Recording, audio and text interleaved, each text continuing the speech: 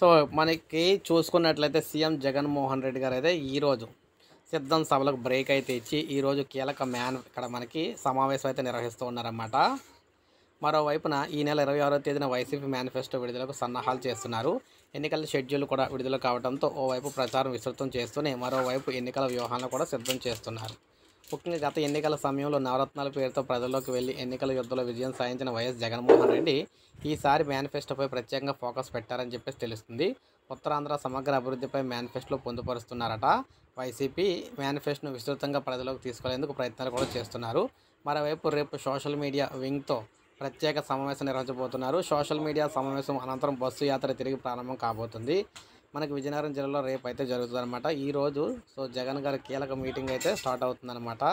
అయితే ముఖ్యంగా చూసుకున్నట్లయితే ఎన్నికల ప్రచారంలో దూసుకెళ్తూ ఉండగా సంక్షేమం కొనసాగాలంటే మళ్ళీ జగన్ సీఎం అయితేనే సాధ్యం అవుతున్నట్టున్న వైసీపీ ఎన్నికల మేనిఫెస్టోపై ప్రత్యేకంగా ఫోకస్ పెట్టారు. గత ఎన్నికల సమయంలో ఇచ్చిన మేనిఫెస్టోలో 99% హామీలను అమలైతే చేశారన్నమాట.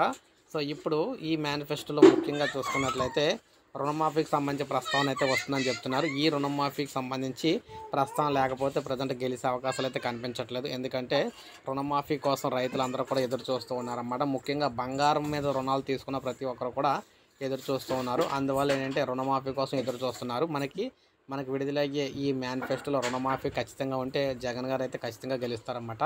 సో ఎవరైతే రుణమాఫీ కోరుకుంటున్నారో వారందరూ కూడా ఒక లైక్ అయితే చేయండి, సబ్స్క్రైబ్ చేసుకోవద్దు, మన ఛానల్ సబ్స్క్రైబ్